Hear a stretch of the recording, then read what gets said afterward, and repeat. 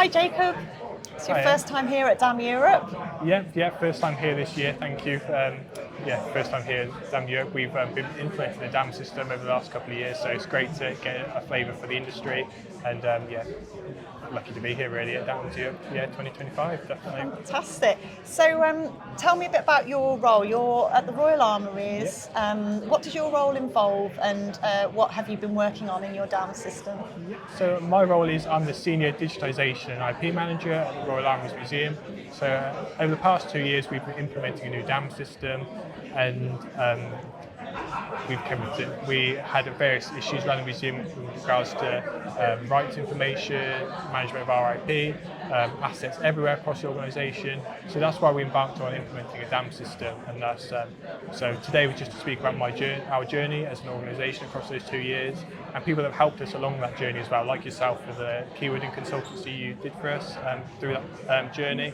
And it's just to sort of speak to other industry professionals in the DAM sector as well.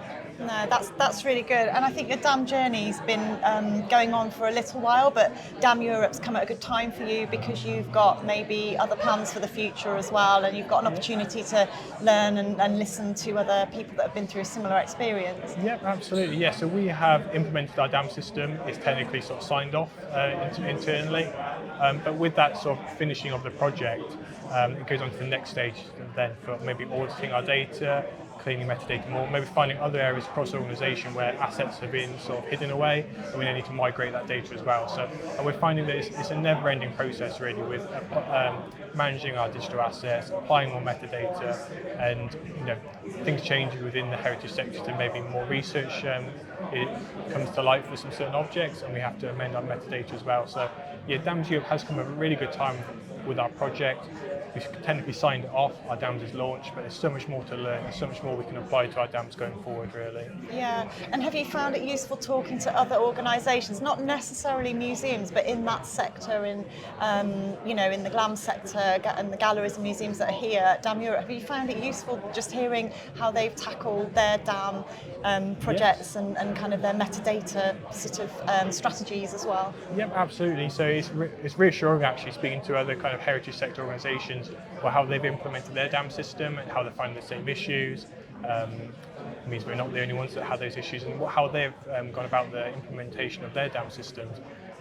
Maybe kind of slightly different in some ways to the way we implemented ours, but there's still some learnings where we can share together as well. So, and it's good to see there's so many heritage organisations here today as well, so we can speak to, compare notes, and also make contacts going forward as well, because like I said, our journey is never ending with a DAM system, and we can maybe make contacts at DAM Europe and discuss things going forward as well as a heritage sector.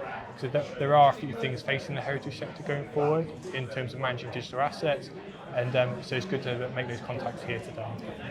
And I think I heard your presentation this morning, and you helped me during my keywording session today. I think you bring some really interesting and valid points to the table, which perhaps some of the more commercial clients here at DAM Europe might not be aware of, but could easily impact them as well. Things like language, appropriateness, inclusive language, and getting down into the kind of finer detail of the work that you do. You'll be contributing to their learning and their knowledge as well, which I think is fantastic, just getting different perspective on things. Yeah, absolutely. Yeah, so we made approaching a certain way in the heritage sector, but we can learn so much from the commercial sector as well, how they've, because we have sort of a retail arm of the museum, we have a licensing arm of the museum, so we can learn from more commercial e-commerce sites, but we can also learn from other heritage organisations around and share learnings there. And it's good to share our experience, because one theme that has come up a lot today in conversations is people and how people are involved in the DAMS process, and that resonates across all industries, whether it's commercial, non-commercial, heritage sector. So that's one of the main sort of finding that I've brought from today really is how people are managing the people within their organisations and how that approaches their DAMs as well. Yeah, and that's an interesting point about people in your organisation, where you're a museum that's got kind of different cultures within a broader culture. You've got your curatorial teams, and I know you mentioned those in your presentation, but the work we did together as well, like the language that your commercial teams need compared to your academic teams. Yeah. You know, how much impact has that had on your DAM strategy in terms of trying to cater for all the different types of customers and users that you have? Yeah, it's a difficult one to manage sometimes because obviously being a museum, we are very much led by our collection data. So that has been a huge aspect of it. But we also need to consider when people search our dams because our dams is integrated with other systems as well. Those more, I guess, less academic terms need to be found in sort of our other systems, and our content needs to be found by those other arms of the business as well.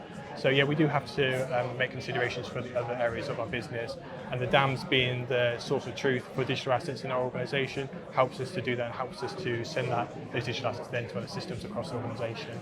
So do you feel that you've achieved that point where your dams is your single source of truth now? I know it's something that is discussed off and on over the course of the conference, but do you feel you're at that point now? Are you feeling quite positive about it? Yeah, definitely. Yeah. In terms of digital assets, I think it is the central hub for digital assets in our organisation, the single source of truth for digital assets.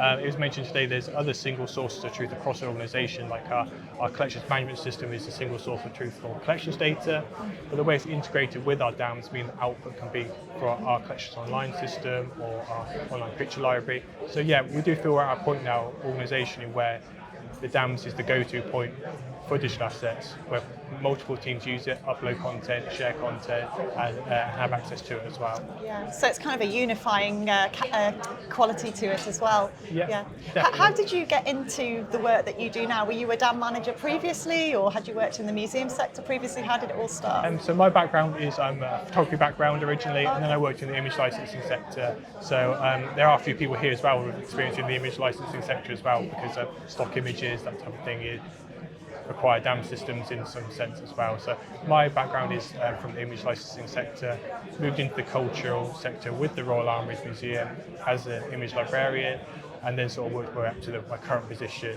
and with learning about sort of licensing, the IP and copyright side of things as well, which was a huge reason why we got our DAM system in the first place, and that's the angle we came at it to manage our IP better, manage our rights better as well. So that's my input into the DAMS project really, from the IP and copyright considerations that we have. Yeah, I think as a public-facing organisation, and many of the other charities and non-profits here are in the same boat, you have that responsibility. It's not just truth for the sake of truth for the organisation, but what you are, sort of delivering to the wider public as well, that really matters. Oh yeah, definitely. Yeah. We have a responsibility as a heritage organisation to protect that for future use. DAMS is a great way to protect those assets for future use as well. I mentioned to someone else earlier about getting objects off display once, digitising it, and then we use those digital assets going forward. So it's protecting the collection as well with an effective DAMS management system. Definitely. So what do you think? You're sort of at a point now where you've reached your sort of goal, as it were, but you have to continue maintaining it. You've got someone full-time managing metadata. You're in a really strong position. What do you feel will be the next step for the Royal Armouries, or for your experience with DAM and in this space? I think at the moment we've got a really good team at the Royal Armouries Museum, headed up by Adam Lum, my colleague Caroline, who managed some of the project, and Anna as well, like you mentioned, is sort of full-time doing our metadata. I think next steps for the Armouries is now we've got the DAM system launched and people are using it, it's getting sort of more buy-in from other people to upload their content, migrate more content across the dams as well. And going forward as well, it's just keeping up with trends within the industry. Like today, AI has been a buzzword mentioned a lot across talks today.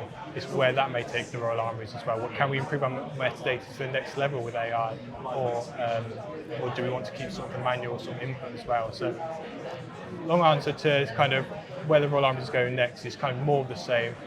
Digitising our collection.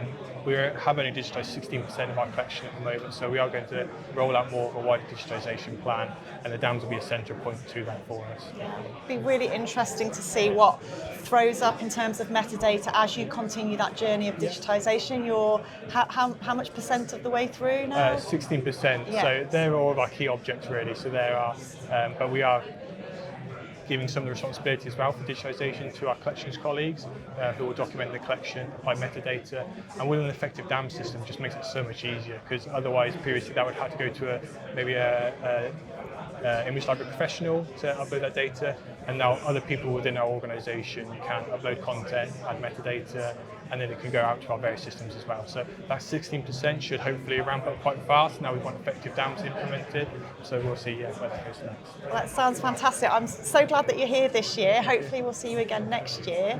And and as I say, it's a lovely way for you to share your knowledge and experience, and for you to gain knowledge and experience as well. So win-win. It's been great being here as well, and also the same question back to you as well, really, with the future of the industry. How do you feel the industry is heading in the dam sector? And yeah, I mean, it's something we reflect on every year, and it's something that is raised and discussed every year. And I think obviously AI is a really important topic. Where I am at the minute in my experience is that we are all cautiously optimistic about using AI, and there's definitely a sense that we need not just a human in the loop, but the human in control of the AI. I think that's a big distinction to make. Yeah. So I think by this time next year, the dam professional will be, as Elizabeth said in her keynote, even more important than ever, because the dam manager will ultimately have responsibility for how we control and manage and optimize AI, but for our people, because as you mentioned yourself, it is all ultimately about the people and the users. Exactly, so yeah. if we can use AI to harness efficiencies, I think that's fantastic, but obviously the dam managers are going to be the people that really have to hold the reins and not the other way around. Exactly. So we'll see what happens between now and next year, and maybe we'll have a coffee and catch up about Yeah, that. a lot can happen in 12 months, so you definitely see where we are next year. Brilliant. Definitely. Great. Thanks, Jacob. Thank you.